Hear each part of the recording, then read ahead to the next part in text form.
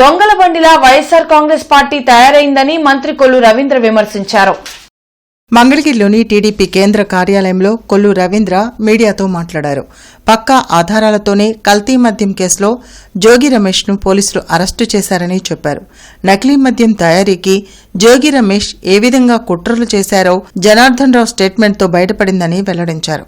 ప్రజల ప్రాణాలు తీసి ఆస్తులు కూడబెట్టుకున్న వైసీపీ నేతలు కులం పేరు వాడుకోవడం సిగ్గుచేటని ధ్వజమెత్తారు. బీసీల గురించి మాట్లాడే అర్హత జోగి రమేష్కు లేదని మంత్రి కొల్లు అన్నారు. అందరికీ నమస్కారం. ఆంధ్రప్రదేశ్ రాష్ట్రంలో నకిలీ మద్యంలో మాజీ మంత్రి జోగి రమేష్ ఇన్వాల్వ్మెంట్ ఉందనేది పూర్తి సాక్ష్యాధారాలతో సహా మరి అతన్ని నేను అరెస్ట్ చేయడం జరిగింది. అరెస్ట్ చేసినటువంటి సందర్భంలో డీటెయిల్గా అతను ఎప్పుడు ఎక్కడ ఎలా ఎవరైతే జనార్దన్ రావుతో వాళ్ళ అనుయాయులతో అతను ఏ రకంగా దీనికి కుట్ర పన్నారనేది క్లియర్గా కనబడుతూ ఉంది. ఒక ఉద్దేశపూర్వకంగా ఆంధ్రప్రదేశ్ రాష్ట్రంలో మద్యం విధానాన్ని ప్రభుత్వం గత ప్రభుత్వంలో చేసినటువంటి తప్పుల వల్ల దాదాపు 30,000 మంది పైనే వాళ్ళ అక్రమ సంపాదనకి బలైపోయారు. అనేక మంది అనారోగ్యం పాలయ్యారు. ఇవాళ దాని మీద సిట్టు వేయడం జరిగింది. ఆ సిట్టు విచారణ పూర్తి స్థాయిలో జరుగుతూ ఉంది. ఇవాళ దీన్ని ప్రభుత్వం మీద ఒక నకిలీ మద్యాన్ని సృష్టించి ప్రభుత్వం మీద వేసి ప్రభుత్వాన్ని అస్థిరపరచాలనే ఒక దుర్మార్గమైనటువంటి ఆలోచనతో ఈ కార్యక్రమం అంతా చేశారనేది స్పష్టంగా కనబడుతోంది. ఎందుకనంటే ఎవరైతే ఈ కల్తీ మద్యం ఎక్కడైతే జరిగినటువంటి 2 ప్లేసెస్లో కూడా మొలకల చెరువు కానీ ఆ మొలకల చెరువులో జరిగినటువంటి దాంట్లో ఇన్వాల్వ్మెంట్ ఉండి అలాగే ఇబ్రహీంపట్నంలో జరిగిన దాంట్లో కూడా ఇన్వాల్వ్మెంట్ ఉన్నటువంటి జనార్దన్ రావు వీళ్ళిద్దరికీ ఉన్నటువంటి సంబంధాలు క్లియర్గా కనబడతా ఉన్నాయి. ఎప్పుడైతే 2006 నుంచి వీళ్ళు వ్యాపారంలో భాగస్వాములుగా ఉన్నారు. 2006 నుంచి బార్లు పెట్టి ఆ బారుల ద్వారా స్వర్ణ బార్ అని చెప్పి 2006, 2019లో దాన్ని చెర్రీస్ కింద మార్చుకుని అక్కడ లావాదేవీలు చేసుకున్నారు ఈ జనార్దన్ పెట్టుకుని. ఎవరైతే జోగి రమేష్ తమ్ముడు రాము దీంట్లో ఉన్నారనేది క్లియర్గా కనబడుతూ ఉంది. అలాగే బాలాజీ బార్ మరొక బార్ పెట్టుకుని దాన్ని మళ్ళీ గుడ్విల్ అనే పేరుతో పేరు మార్చి తర్వాత మళ్ళీ ఏఎన్ఆర్ బార్ అని మార్చి 2017లో ఇబ్రహీంపట్నంలో ఒక సిండికేట్ కూడా నడిపి 2017 నుంచి 19 వరకు వీళ్ళు సిండికేట్ కూడా నడిపి లాభాలు పంచుకున్నారు. అలాగే 2023 నుంచి నాన్ డ్యూటీ పెయిడ్ లిక్కరు అంటే అంతకుముందు కూడా నాన్ డ్యూటీ పెయిడ్ లిక్కర్ తెచ్చారు. 2023 నుంచి స్పూరియస్ లిక్కర్స్ తయారు చేసి ఏదైతే కల్తీ మద్యాన్ని తయారు చేసి వాళ్ళ బారుల్లో అమ్మినట్లుగా జనార్దన్ రావు క్లియర్గా చెప్పాడు. కానీ కూటమి ప్రభుత్వం వచ్చిన తర్వాత నేను ఆపేశాను.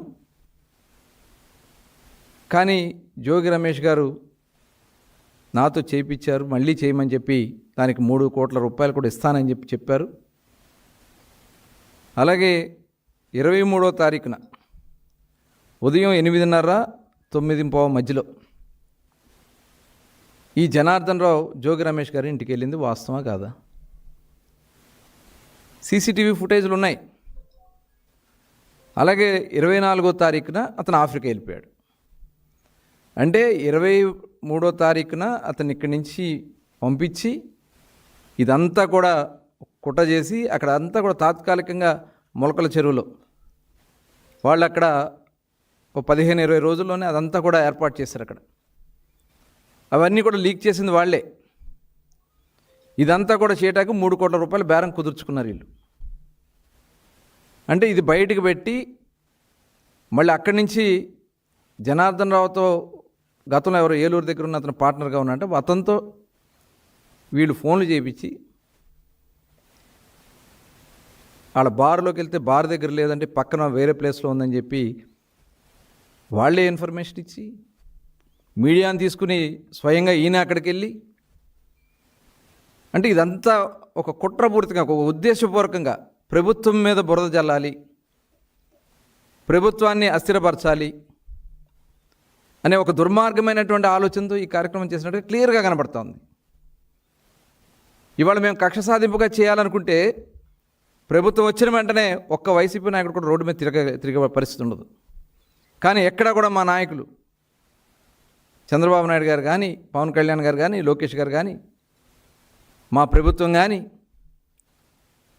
ఎవరన్నా ఇన్వాల్వ్మెంట్ ఉంటేనే నిజంగా నిన్ను అరెస్ట్ చేయాలంటే 10వ తారీఖునే జనార్దన్ రావుని అరెస్ట్ చేయడం జరిగింది. 10వ తారీఖునే అతను ఇన్ఫర్మేషన్ ఇచ్చాడు. ఆ రోజునే మేము అరెస్ట్ చేయొచ్చు కదా.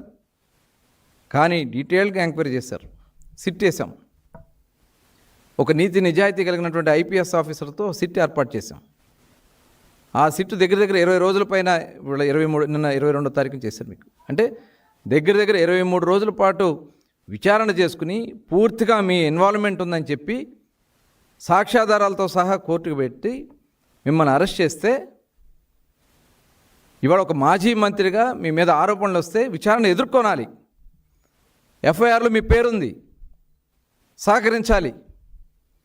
విచారణకు సహకరించకుండా దొంగ ప్రమాణాలు చేస్తూ బీసీల మీద ప్రమాణం, నీకు ఏ అర్హత ఉందా బీసీల మీద ప్రమాణం చేయటానికి?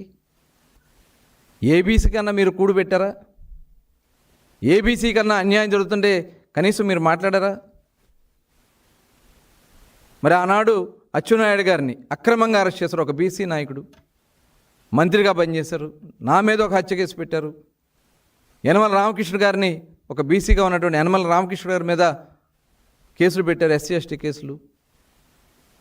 అయ్యన్న పాత్ర గారు ఈ రాష్ట్రంలో బీసీలకి ఒక గుర్తింపు ఇచ్చినటువంటి వ్యక్తిగా అయ్యన్న పాత్ర ఉత్తరాంధ్ర నుంచి వస్తే ఆయన్ని నానా ఇబ్బందులు పెట్టారు. ఆ రోజున మీరందరూ బీసీలు మీకు గుర్తు రాలేదా? అమర్నాథ్ గౌడ్ రేపల్లెలో ఒక ముక్కు పచ్చలారినంటి 10th క్లాస్ చదువుకునే అమర్నాథ్ గౌడ్ని అతి కిరాతకంగా పెట్రోల్ పోసి తగలబెడితే ఆ రోజు నీకు గుర్తురాలేదా జోగి రమేష్ గారు? ఇవాళ మీరు చాలా డీటెయిల్గా మేము ఎంక్వైరీ చేస్తూ ఉన్నాం. మొత్తం గూగుల్ టేక్అవుట్స్లో సెల్ ఫోన్ డేటా తెప్పించి, సీసీటీవీ ఫుటేజీలు తెప్పించి, బ్యాంక్ ట్రాన్సాక్షన్స్, వాళ్ళకి మీకు జరిగినటువంటి బ్యాంక్ లావాదేవీలు ఇవన్నీ కూడా ఇందులో క్లియర్గా కనబడతా ఉంటే ఇంకా మీరు కులాలని చెప్పి, మతాలని చెప్పి, వర్గాలని, బీసీ వర్గాలని చెప్పి తప్పించుకునే ప్రయత్నాలు చేయటం నిజంగా దుర్మార్గం. ఇవాళ వైసీపీ వాళ్ళ యొక్క బ్రతుకే ఒక క్రిమినల్ బ్రతుకు. జగన్మోహన్ రెడ్డి ఇన్ని హత్యలు చేశారు. సొంత బాబాయిని హత్య చేసి, సొంత బాబాయిని నారాసుర రక్త చరిత్ర అని చెప్పి ఒకరోజేమో గొడ్డలపోటు అంటారు, గుండెపోటు అంటారు. సిబిఐ ఎంక్వైరీ చేసి వాస్తవాలు బయటకు వస్తే సిబిఐనే తప్పుపడతారు, సాక్ష్యాధారాలు తారుమారాలని ప్రయత్నం చేస్తారు.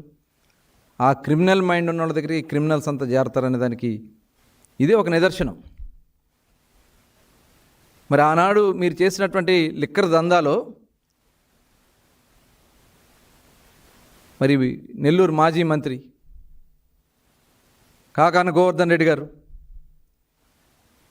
మరి ఆయన్ని మీరు ఏమన్నా యాక్షన్ తీసుకున్నారా జగన్మోహన్ రెడ్డి గారు? అలాగే గుంటూరు జిల్లాలో ఆనాడు ఎలక్షన్స్ తెచ్చినటువంటి అక్రమ మద్యానికి చాలామంది చనిపోతే వాళ్ళని ఏమన్నా సస్పెండ్ చేశారా? జంగారెడ్డిగూడెంలో దగ్గర 30 మంది చనిపోయారే మీ దాహానికి, మీ డబ్బు దాహానికి చనిపోతే అక్కడ ఏవి ఎంక్వైరీలు చేయించారు? ఎవరి మీద మీరు యాక్షన్ తీసుకున్నారు? ఆ బాధితులకి ఏమన్నా మీరు డబ్బులు ఇచ్చారా? సాక్షాత్తు విజయవాడ మహానగరంలో మీ నాయకుడు, మీ ఎమ్మెల్యే ఆ బారులో చనిపోతే మరి అతని మీద మీరు ఏం యాక్షన్ తీసుకున్నారు? ఇవాళ జోగి రమేష్ గారు దీంట్లో పూర్తిగా ఇన్వాల్వ్మెంట్ ఉందని చెప్పి సాక్ష్యాధారాలతో సహా ఇవాళ కోర్టుకి ఇవాళ పెడితే ఇవాళ జగన్మోహన్ రెడ్డి గారు ఆయన మీద ఏమైనా పార్టీ తరపున ఏమైనా యాక్షన్ తీసుకున్నారా? మీరే అనుకోండి ఇవన్నీ నడిపించారనే దానికి ఇవాళ అనిపిస్తూ ఉంది. ఇవన్నీ చూస్తూ ఉంటే ప్రభుత్వం చేస్తున్నటువంటి మంచి పనుల నుంచి ప్రజల్ని దృష్టి మరల్చాలని, ప్రభుత్వం మీద బురద జల్లాలని, మీ సిట్లో మీ బాగోతాలన్నీ బయటకు వస్తూ ఉన్నాయి. ఏదైతే గత ప్రభుత్వంలో చేసినటువంటి అక్రమాల మీద 3,500 కోట్ల రూపాయలు, గతంలో బోఫర్స్ కేసు 200-300 కోట్లే, కానీ 3,500 కోట్ల రూపాయలు అతిపెద్ద కేసు వాళ్ళ మీది విచారణలో బయటకు వస్తూ ఉన్నాయి, సాక్ష్యాధారాలతో బయటకు వస్తూ ఉంటే ఇవాళ ఈ ప్రభుత్వం మీద దుర్మార్గమైనటువంటి ఆలోచన చేయాలని మీరు ఈ పని చేస్తూ ఉన్నారు. డెఫినెట్గా మా ప్రభుత్వం చాలా నిబద్ధతగా నిజాయితీగా పనిచేస్తున్నాం. నిన్న మీరు నానా యాగి చేశారే.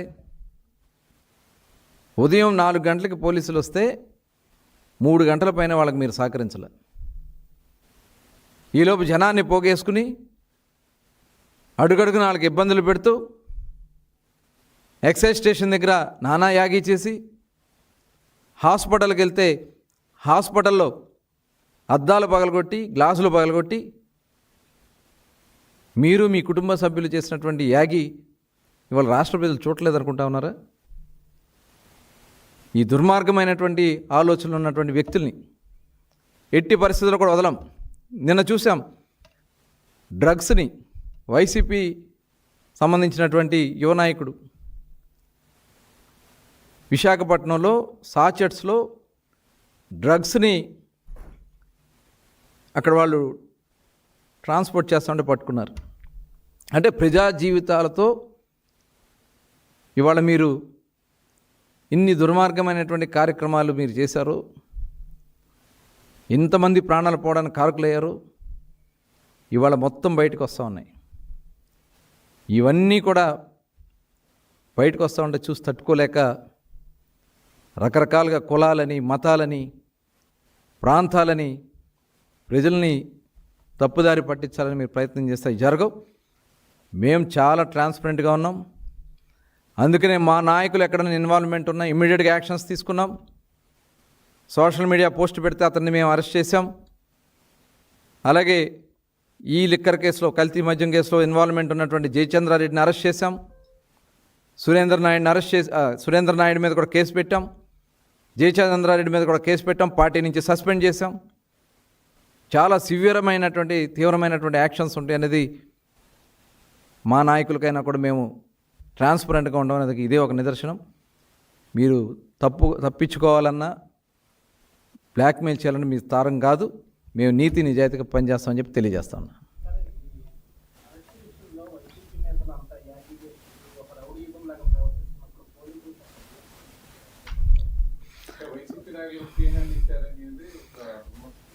అంటే వాళ్ళ ఉద్దేశం కూడా అదే.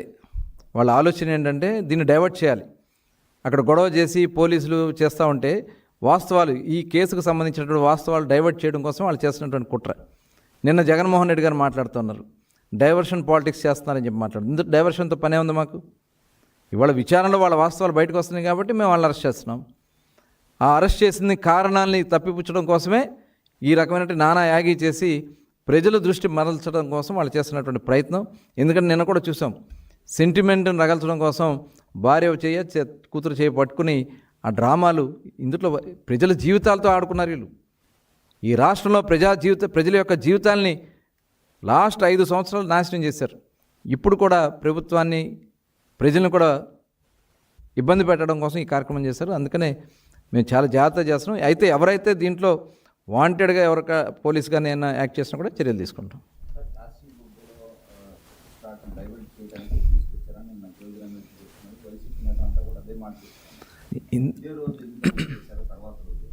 అరే కాశీబుగ్గది అది ప్రైవేటుది, అది ప్రభుత్వానికి సంబంధించిన దేవాలయం కాదు.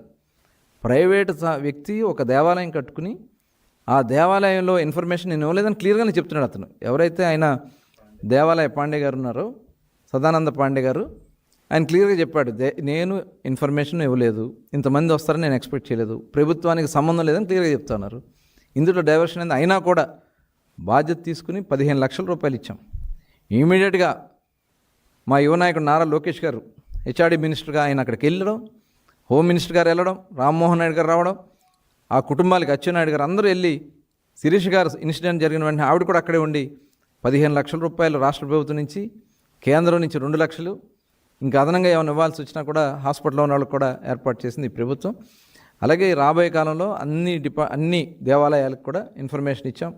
ఎప్పుడు ఏ కార్యక్రమాలు జరుపుకోవాలన్నా ప్రభుత్వానికి తెలియజేయండి, ఆ క్రౌడ్ని బట్టి క్రౌడ్ మేనేజ్మెంట్ ప్రభుత్వం కంట్రోల్ చేస్తుందని చెప్తాం జరిగింది.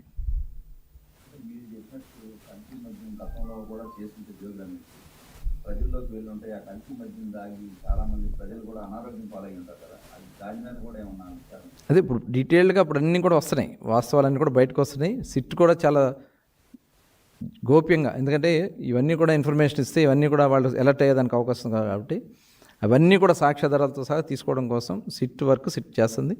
ఇవాళ అవన్నీ కూడా తీసుకుని నిన్న ఆయన్ని కోర్టుకు పెట్టడం జరిగింది. ఎందుకంటే వీళ్ళు సాక్ష్యాధారాలను తారుమారు చేసే దానికి అవకాశం ఉంది కాబట్టి నిన్న అతను అరెస్ట్ చేయడం జరిగింది. Okay, thank you.